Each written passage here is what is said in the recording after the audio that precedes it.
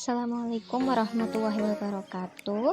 Pada kesempatan kali ini saya akan menjelaskan salah satu materi akuntansi, yaitu persediaan.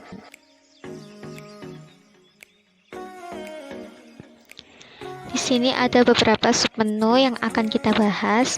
Yang pertama yaitu terkait pengertian, terus ada metode pencatatan, ada perbedaan metode perpetual dan fisik, terus ada metode FIFO, LIFO, dan average.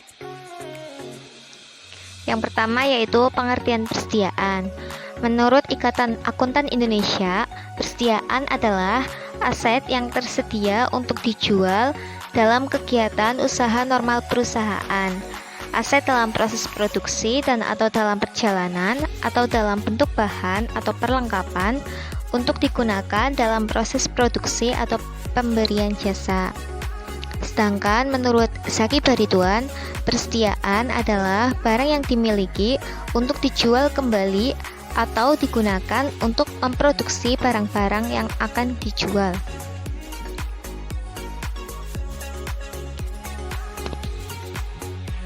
Untuk jenis persediaan di sini dibagi menjadi dua, yaitu ada persediaan di perusahaan dagang dan persediaan di perusahaan manufaktur. Untuk di perusahaan dagang, persediaan ini itu disebut dengan persediaan barang dagang, yaitu berupa persediaan barang yang dibeli dengan tujuan untuk dijual kembali tanpa mengubah bentuk dan sifatnya. Jadi ketika perusahaan itu membeli dari supplier, nanti akan dijual kembali dengan keadaan yang masih sama. Untuk persediaan di perusahaan manufaktur ada beberapa jenis. Yang pertama ada persediaan bahan baku, persediaan bahan penolong, persediaan barang dalam proses, dan persediaan barang jadi. Karena perusahaan manufaktur itu kan mengubah bahan baku menjadi barang jadi. Jadi di sini bahan baku sama bahan penolong digunakan untuk diproduksi sehingga menjadi persediaan barang jadi. Nah, untuk yang masih setengah jadi itu disebut sebagai persediaan barang dalam proses. Untuk metode pencatatan persediaan sendiri ada dua metode, yaitu metode fisik atau periodik dan metode perpetual. Metode fisik atau periodik itu sendiri itu mengharuskan adanya perhitungan barang yang masih ada pada tanggal penyusunan laporan keuangan atau stock of name. Stock of name sendiri itu biasanya dilakukan pada akhir periode perusahaan yang bersangkutan. Stock of name ini sendiri diperlukan untuk mengetahui jumlah pasti barang yang masih ada dan kemudian akan diperhitungkan harga pokok dari barang tersebut. Dalam metode ini juga tidak ada pencatatan ke dalam kartu persediaan apabila terjadi mutasi, baik itu mutasi masuk maupun mutasi barang keluar. Oleh karena itu, jadi kita tidak dapat ketahui berapa sih nilai persediaan itu sewaktu-waktu terjadi mutasi. Untuk harga pokok penjualannya sendiri juga baru bisa diketahui setelah kita melakukan stock of name di akhir periode. Sedangkan untuk metode perpetual, pada metode ini itu kita melakukan pencatatan setiap kali terjadi mutasi barang. Pencatatan ini akan dilakukan di kartu persediaan. Untuk kartu persediaannya sendiri juga masing-masing untuk setiap jenis barang yang dimiliki oleh perusahaan. Semisal perusahaan memiliki 3 jenis barang, maka kita juga akan membuat 3 jenis kartu untuk masing-masing barang itu. Nah, pada metode perpetual ini kita dapat mengetahui berapa sih jumlah kuantitas dan nominal serta harga pokok penjualan barang setiap saat atau setiap kali terjadi transaksi.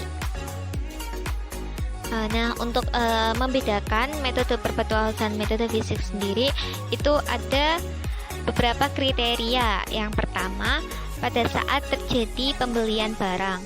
pada metode perpetual akan kita catat menggunakan akun persediaan. Sedangkan pada metode fisik atau periodik akan kita catat menggunakan akun pembelian. Misalnya, suatu perusahaan membeli barang dagang senilai 1 juta, maka pada metode perpetual akan dicatat dengan mendebit akun persediaan dan mengkredit kas atau utang dagang senilai 1 juta. Sedangkan jika menggunakan metode fisik atau periodik, maka kita akan mendebit akun pembelian dan mengkredit akun kas atau utang dagang senilai 1 juta rupiah. Untuk kriteria kedua, yaitu pada saat terjadi retur pembelian, pada metode perpetual akan dicatat dengan akun yang sama, yaitu menggunakan akun persediaan.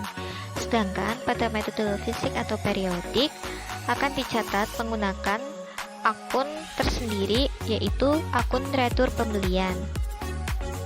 Selanjutnya, pada saat terjadi mutasi barang, maka pada metode perpetual itu akan dicatat ke dalam kartu persediaan.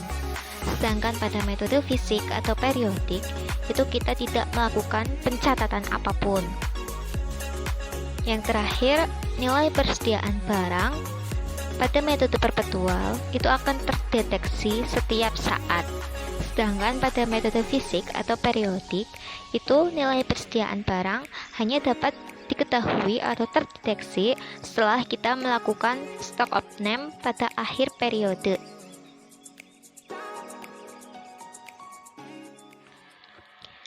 Metode penilaian persediaan untuk sistem perpetual itu ada 3. Yang pertama ada metode FIFO atau masuk pertama keluar pertama, metode LIFO atau masuk terakhir keluar pertama, dan juga metode average atau metode rata-rata. Yang pertama ada metode FIFO atau first in, first out. Nah, seperti namanya, first in, first out artinya itu masuk pertama, keluar pertama. Maka pada metode ini, unit persediaan yang pertama kali masuk ke gudang perusahaan, maka unit tersebut yang akan dijual pertama. Pada metode ini, itu juga membebankan harga pokok sesuai dengan urutan kejadiannya atau urutan transaksinya. Apabila ada penjualan atau pemakaian barang, harga pokok yang dibebankan adalah harga pokok barang yang paling awal, sedangkan persediaan akhir dibebani kepada harga pokok barang yang paling akhir masuk. Metode LIFO atau last in first out yang artinya masuk terakhir keluar pertama. Pada metode ini itu mengasumsikan unit persediaan yang dibeli pertama itu akan dikeluarkan di akhir. Artinya, unit yang dijual pertama adalah unit persediaan yang terakhir kali masuk ke gudang. Metode ini membebankan barang-barang yang keluar dari gudang dengan harga pokok barang yang terakhir disusul dengan yang masuk sebelumnya. Jadi persediaan akhir pada metode LIFO ini dinilai dengan harga pokok pembelian yang pertama kali masuk ke gudang. Dalam metode average atau rata-rata, barang yang dipakai untuk produksi atau dijual akan dibebankan pada harga pokok rata-rata. Nah, untuk perhitungan harga pokok rata-rata ini dilakukan dengan cara membagi jumlah harga perolehan atau total dengan kuantitasnya. Contoh soal. Di situ dapat kita lihat ada beberapa transaksi mulai dari persediaan awal, terus ada pembelian, terus juga penjualan pada tahun 2018. Nah, yang diminta adalah hitunglah nilai persediaan akhir sistem perpetual dengan metode FIFO, LIFO, dan average.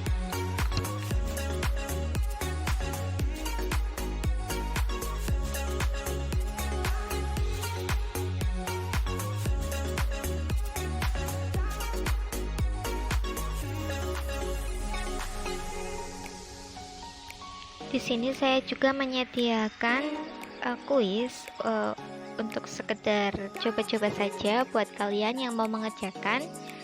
Bisa klik start di PPT itu, nanti akan muncul beberapa kuis.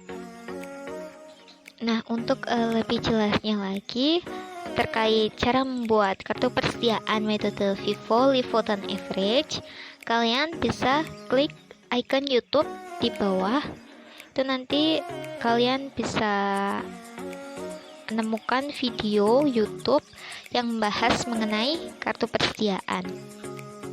Sekian presentasi yang dapat saya sampaikan, kurang lebihnya mohon maaf. Terima kasih. Wassalamualaikum.